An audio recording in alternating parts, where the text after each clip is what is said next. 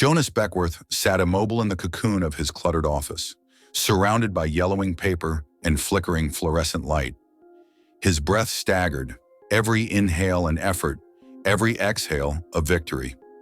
His old heart pounded against his brittle ribcage, creating a harrowing rhythm that echoed the dull throb in his temples. Anxiety, like an uninvited guest, had taken residence in his being, reminding him of its presence in the quiet solitude of his sanctuary. His therapy dog, a patient Newfoundland named Captain, lay by his feet, offering a steady and grounding comfort.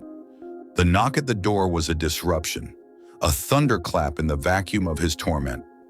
Jonas steadied himself, gathering fragments of fortitude, and invited the disruption in. A middle-aged couple stepped in, their faces etched with the intricate lines of worry, their eyes holding pools of sleepless nights. Mr. and Mrs. Harrison, owners of Harrison's Emporium in Jefferson City, carried with them an air of the rural Midwest, unpretentious yet secretive. A tale of spectral visitors at their mall spewed forth from their lips, their voices mingling with disbelief and desperation. The apparitions, they said, had frightened patrons and deterred new ones. The Harrisons' plight drew him in. It was their eyes, a mirror to his past struggles, their fear resonating with his own personal trauma. He felt a pull, an intangible obligation to assist. The prospect of dusting off fragments of the past and assembling them into a coherent picture was an offer too tantalizing to refuse. "So, Mr. Beckworth," Mrs. Harrison began, her voice barely above a whisper, "will you help us?" For a moment, he studied their faces, the plea etched on their visage, the hope flickering in their eyes. He glanced at Captain, the dog's eyes meeting his in silent understanding. "Yes," he murmured, the words slipping past his lips before he could contemplate further. "Yes, I'll help."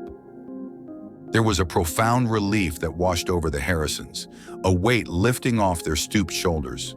They thanked him, the tone of their voices carrying a note of renewed hope, and he knew then that he had committed to something far bigger than he anticipated. As they departed, leaving behind a thick trail of trepidation and mystery, he was left to ponder on the mission he had agreed to embark upon. The air in his office felt denser, tinged with an amalgamation of anticipation and dread.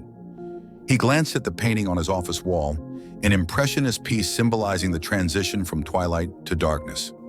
It seemed to mirror his journey ahead, stepping from the familiar and well-lit into the embrace of shadowy uncertainty. He could only hope he was ready for whatever lurked in the looming darkness of Jefferson City.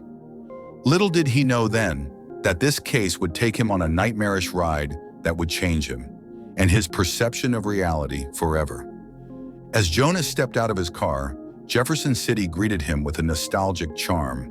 But beneath this quaint, rustic exterior, a palpable unease thrummed. It was like the city was a ticking timepiece, its every tick foretelling of whispers that traveled along the grapevine of ghost stories. At the heart of this unsettled air stood Harrison's Emporium, a monolith of past architectural grandeur, now marred by the scuttling fingers of age and decay. Its towering facade loomed, as if the very structure embodied the spectral secrets of the city. Shadows skulked in its corners, making a ballet of darkness and mystery on its worn-out brickwork. It seemed the sun was an unwelcome guest, its rays shunned by the architectural behemoth. In the pallid glow of night, he made his first cautious foray into the forsaken halls of the mall. The eerie hush was broken by the lonesomeness of his own footfalls. Echoes reverberated, bouncing off the peeling paint and cracked tiles, filling the silence with phantoms of imagined dread. He felt as if he had trespassed into a forgotten era, each deserted corridor a remnant of an untold past. When dawn broke, the mall donned a different persona. Patrons, both curious and apprehensive, scuttled around the shops. The whispers of ghostly encounters seemed to be on the tip of everyone's tongue. Armed with a reassuring smile, he sought out these tales. Each anecdote shared, each experience retold, added a piece to his growing puzzle. A peculiar detail struck him during his conversation with Marianne, a longtime employee at the Emporium, her eyes recounting more years than her age suggested. She whispered about the Oracle Elixir, an enigma that slipped into many of the ghost stories that swirled around the mall. Jonas felt the familiar tingling of curiosity tugging at his detective instincts. A new thread had appeared, one that demanded his attention. As dusk draped over the city, he retired to his room, the echoes of the day replaying in his mind. The murmurings of the Oracle elixir repeated themselves, growing louder with each repetition. As he closed his eyes, he knew that he was being drawn into a labyrinth far more complex and shadowy than he initially thought. The labyrinth of Jefferson City's haunting was opening its cryptic doors, revealing the path to the truth that lay buried deep within its heart. Tomorrow, he decided, he would trace the thread leading to the Oracle elixir. Little did he know, this path would lead him to a horror more profound than mere apparitions. Jonas's pursuit of the elusive Oracle elixir led him into the underbelly of Jefferson City. Here, in dimly lit alleyways, where the sun rarely penetrated, he found a different kind of ghost, the spectral remnants of lost lives, hopes, and innocence. It was in these haunted crevices of urban decay that he unearthed the origin of the mysterious drug. Under the guise of a potential customer, he probed the local gang dealing with the substance. The gang members were young, their faces hardened prematurely by a life spent too close to the abyss. Underneath the veneer of bravado, he spotted traces of fear, a stark reminder of the dark power the elixir held. When questioned, the youngest of the group, a kid no more than 17, disclosed the gang's grotesque communion with the Elder One. His voice, trembling under the weight of the secrets he divulged, painted a chilling image of their deity, their protector.